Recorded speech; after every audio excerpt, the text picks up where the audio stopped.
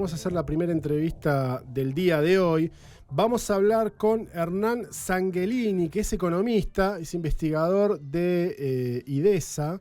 IDESA es el Instituto para el Desarrollo Social Argentino, es un centro de estudios sin fines de lucro que está muy especializado en lo que tiene que ver con cuestiones del mercado laboral, sistema educativo, capacitación laboral, seguridad social, etcétera. Así que vamos a charlar un poquito con Hernán. Hernán, ¿cómo te va? Desde Ushuaia te saludan Gonzalo Benito Zamora y Carolina Masdeu. Hola Gonzalo, buenas tardes. Hola Carolina. Hola Hernán, ¿cómo estás? Gracias por atendernos, Hernán. Bueno, muchas cosas que se podrían hablar en la Argentina de hoy, pero veníamos viendo Partimos de sí, de un tema en sí, sí, particular, que de algunas la última cosas investigación. que hemos visto en el último mes que tiene que ver con el aumento del desempleo que se viene viendo en este periodo del último año, para hacerlo redondo, pero que a su vez eso deriva en un incremento bastante predominante del empleo informal o del monotributo. ¿Es un fenómeno al que nos tenemos que acostumbrar? Sí, tal cual. Actualmente la informalidad es uno de los problemas más grandes que tiene el país porque te conduce es el causante de muchos otros problemas. A causa de que vos tienes una gran informalidad, tienes problemas en el sistema previsional, tienes problemas de pobreza, eh, la gente sufre más en los aumentos de precios. Al haber tanta gente en empleo informal, los salarios del sector informal se ajustan muy por debajo de los salarios del sector privado que está registrado. Entonces hace mucho más complejo el querer solucionar otro tipo de inconvenientes, es decir, que es un causante de otros problemas más. Claro, claro, sí, están todo concatenado, ¿no?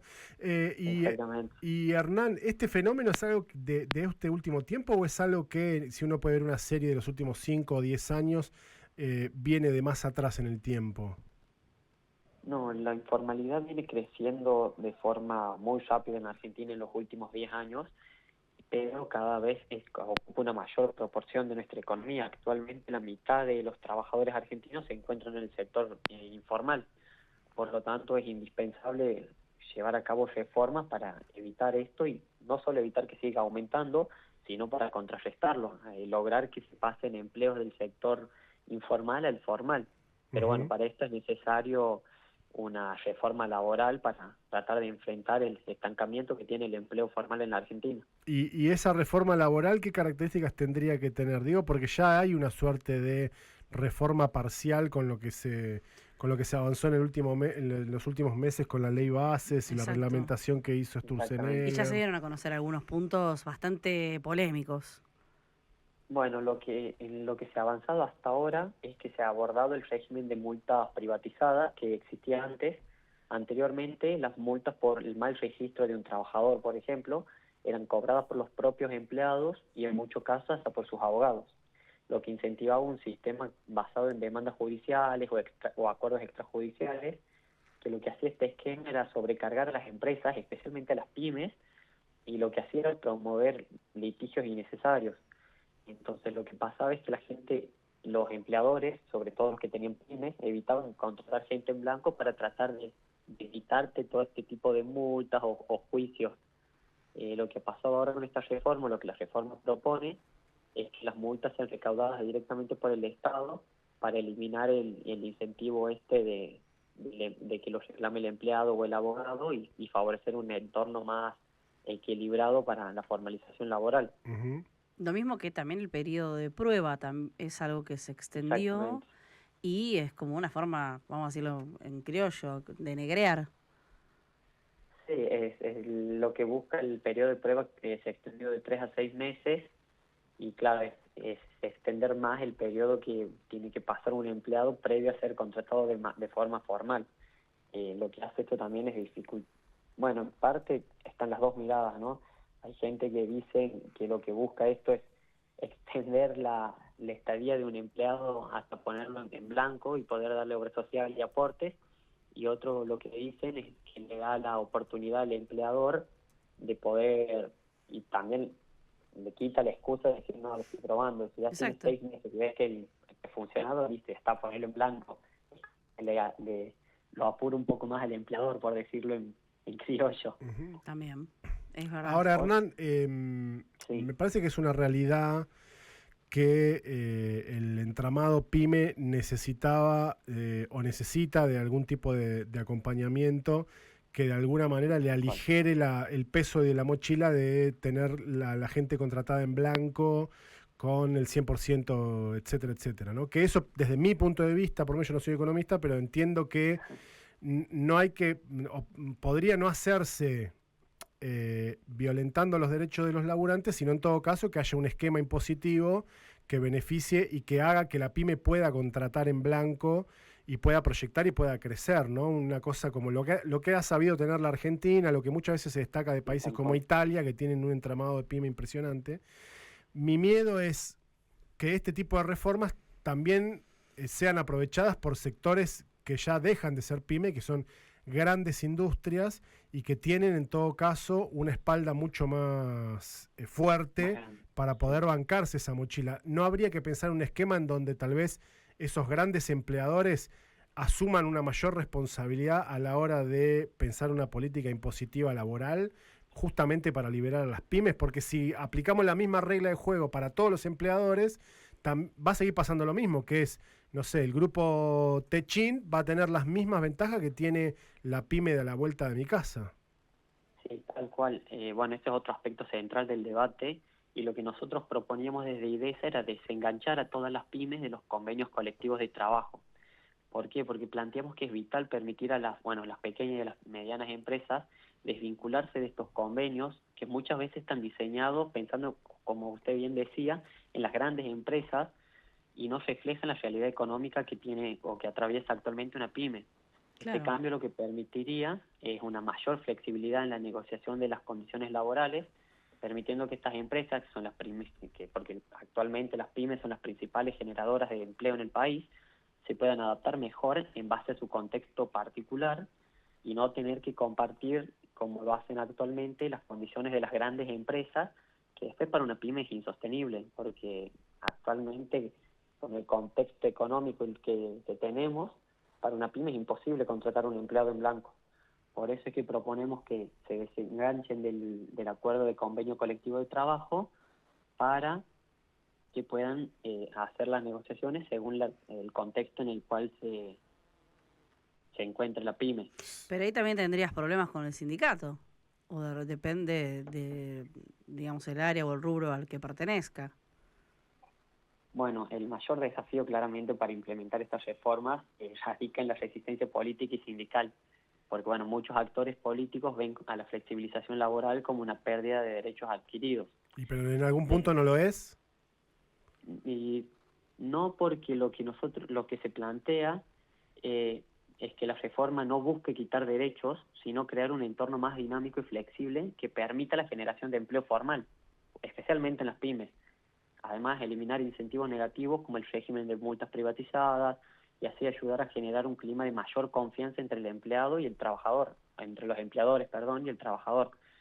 Lo que se busca es no sacarle derechos al trabajador, sino brindarle al empleador un ambiente mucho más factible para que lo pueda contratar en blanco. Sí, sí, o sea, el argumento lo entiendo y dicho así suena bien, pero hay que hacer una lo reeducación. que termina pasando de todas maneras es que en términos de, por lo menos lo que está escrito en el convenio colectivo de trabajo, el trabajador debería renunciar a esos derechos. Para No, supuestamente adquirir otros, no. No. Lo que tal como se propone esta flexibilización laboral no significa la pérdida de derechos, sino adaptar las reglas para que se ajusten a la realidad de cada sector. Esto también buscaría proteger a los trabajadores más vulnerables, implementando también mecanismos de supervisión estatal y fortaleciendo las políticas de inserción laboral. La clave de estas reformas es que se promueve el equilibrio entre la flexibilidad que necesitan las empresas y la protección de derechos esenciales que necesitan los trabajadores.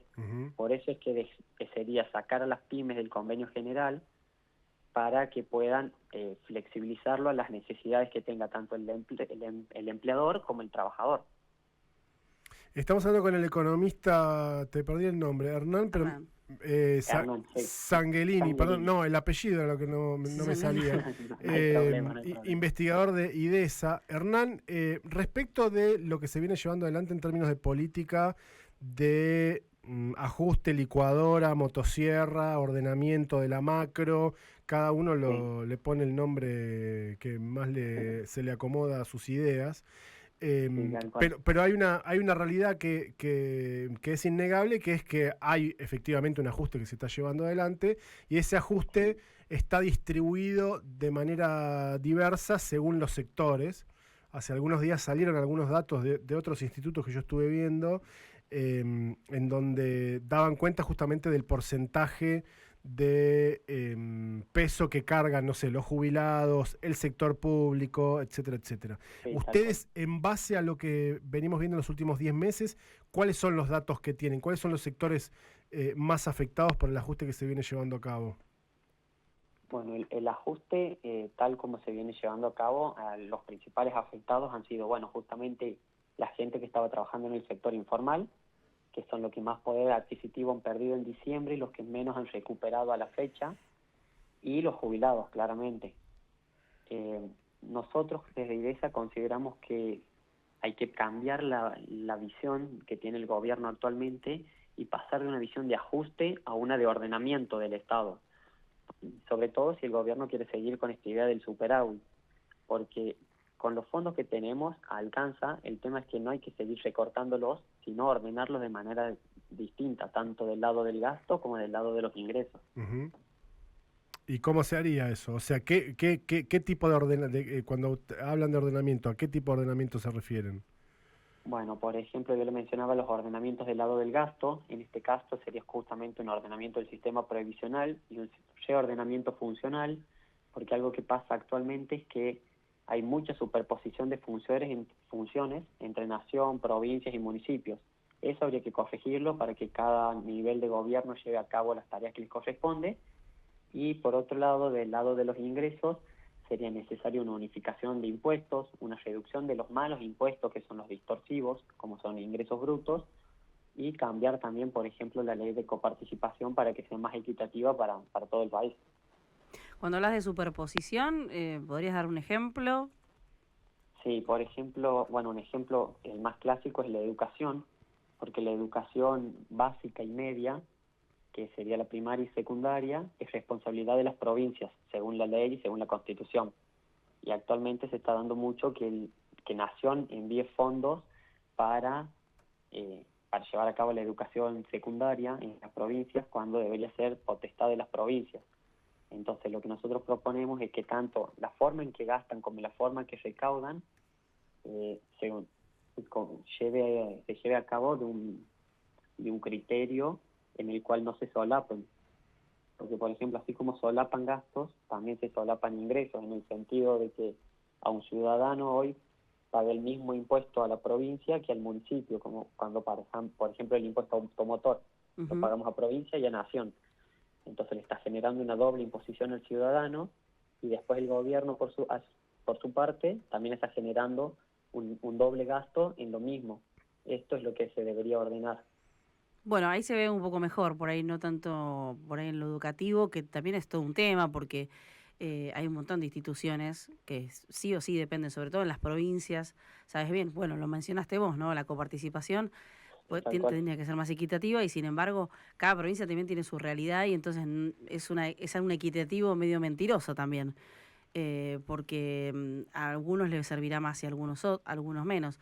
Eh, Sin ir más lejos, en un lugar como la provincia de Tierra del Fuego, estando tan distante de todo, los Sí, precios varían un montón, tenemos sí, tal costos cual. adicionales, entonces hay cosas que por ahí no son tan globales, ¿no?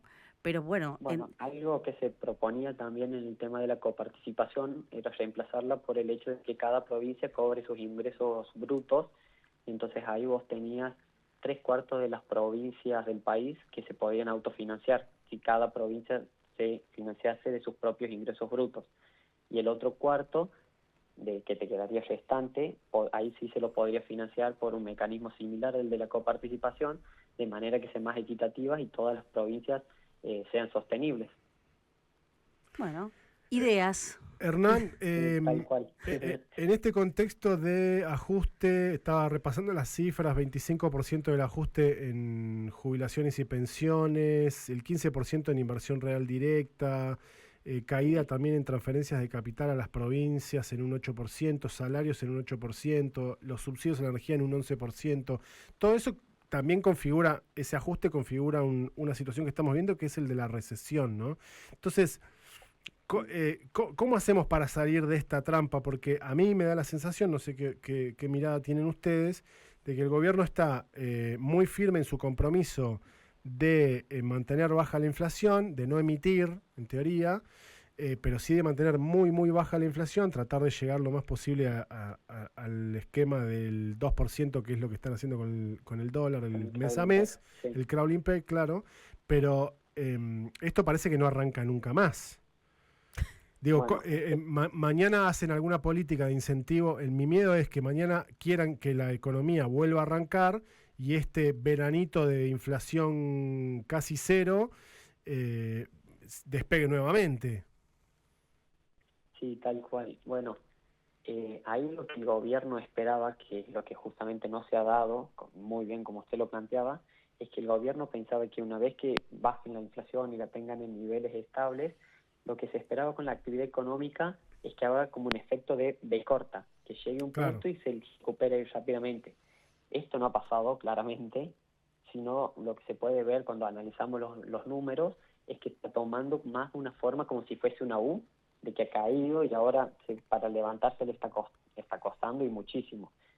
Pero sí, es fundamental, si bien el gobierno está muy preocupado más que nada por la inflación, es más, pareciera ser su única preocupación a veces, Sí, es necesario justamente llevar a cabo, bueno, es necesario avanzar más rápido con las cosas que se han pactado en la ley y bases para poderle darle a la estructura, a la economía, toda la estructura y la estabilidad macroeconómica que necesita para poder empezar a recuperarse. Porque es muy lindo tener inflación del 2% y todo, pero si la actividad económica no se recupera, no tiene ningún tipo de sentido. claro, Por esto es que es es la muy calma de los importante. cementerios. Tal cual, por eso es que es tan importante que se empiece a avanzar con todas las cosas que se han tratado en la ley bases, entre ellos una reforma laboral, para poder empezar a dar la estabilidad macroeconómica que necesita el país y poder empezar a tener crecimiento económico. Hernán, y un instituto como el de ustedes, donde están trabajando, donde están haciendo una investigación exhaustiva, así como, bueno, también lo hacen por ahí las consultoras, ¿tienen algún tipo de llegada al gobierno? Hoy se preocupan por decir, bueno, tengo esta investigación, te lo quiero hacer llegar y nos gustaría participar, o simplemente se dedican a hacer los números y, bueno, van destinados a empresas, instituciones. ¿Cómo funciona eso? Porque Bueno, hablando un no, poco de la colaboración, ¿no?, de todos.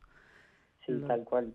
Bueno, para como punto fundamental remarcar que nosotros somos un instituto apolítico, no defendemos ninguna política, y en los distintos gobiernos que ha habido, lo que nosotros hemos hecho siempre ha sido acercar nuestras propuestas al Congreso, ya sea por medio de diputados o senadores, para hacer llegar las propuestas que tenemos, que creemos que puede ser lo mejor para el país, indistintamente del partido que esté gobernando, ¿no? Ujú.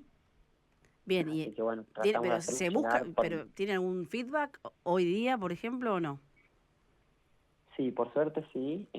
Varias de las propuestas o análisis que hemos hecho se han tratado luego en el Congreso, así que bueno, eso también nos da un poco de satisfacción a nosotros, ¿no? Que nos la pasamos buscando numeritos y haciendo cálculos de ver que desde donde estamos poder tratar de ayudar a mejorar el bienestar del país y de todos los argentinos.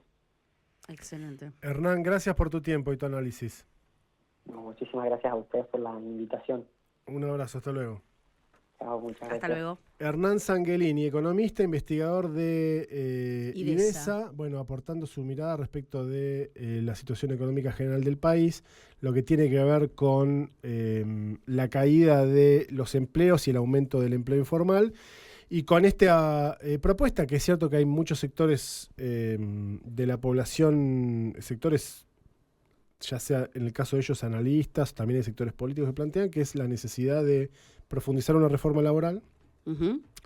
que haga que las pymes puedan contratar gente, básicamente, y con eso, bueno, empezar a ampliar de nuevo la base de trabajadores formales. Ahora, vos ¿no? fíjate que en una también, sacándolo del tuit de ellos, del Twitter del X de ellos, dice, por ejemplo, los ingresos reales de trabajadores no asalariados o cuentapropistas en el primer trimestre de 2024 se mantuvieron similares al trimestre anterior, comparados con 2017. Han perdido un 40% de poder de compra. Claro. O sea, y también te dice, sí, por ahí, en algunos casos, sí se ajustó el salario al 2024, pero en realidad está cobrando, o está teniendo el mismo poder adquisitivo que en el 2017. Claro, claro. Eso es lo que a mucha gente no relaciona. No, pero a mí me aumentaron. Sí. Pero no te está alcanzando igual. Sí, O sea, claro. no, Lo que no vos llegás. podías comprar Claro. en un sistema de proporción o de equivalencia, los bienes que vos podías adquirir en 2017,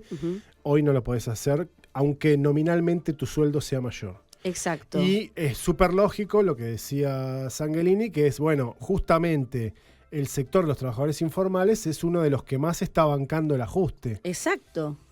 Justamente porque viene ahí soportando con lo mínimo ese movimiento. ¿Por qué? Porque tiene que sí o sí moverse. O sea, y esa plata no va a quedar estancada nunca, porque obviamente tiene que salir a comer, salir a cambiar cosas.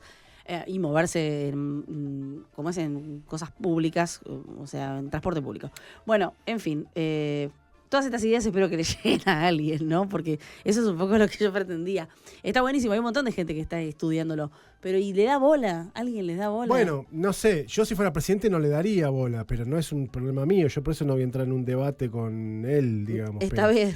Yo no estoy muy seguro de que la solución sea la flexibilización laboral. No, sin duda, está bien, pero, los argumentos no me terminan de convencer. Es para tenerlo en la mesa. Bueno, en definitiva los que están gobernando hoy están más de ese lado de la discusión, ¿no? De flexibilizar y quitar trabas y cosas por el estilo. Quitar sindicatos. De todas maneras, aquellos que defienden los que están más cerca de lo que yo pienso, tampoco me seducen demasiado con lo que están proponiendo, porque tampoco se trata de, bueno, volvemos al 2012, ¿no, chicos? No, volver ya no hay. Por eso. No, retorno no hay. Es científicamente imposible. Total. No han inventado el DeLorean todavía. Y si inventara el DeLorean, la verdad... Sería un garrabón igual. Yo me iría para adelante, ¿no? Obvio. No me iría para atrás. Obvio. A menos que tenga algo que resolver en mi vida privada, pero no a nivel general. Bueno, tendremos que hablar con Damián eso. Ya hablamos de viajes en el tiempo con Damián igual. Pero podemos hacer un reboot.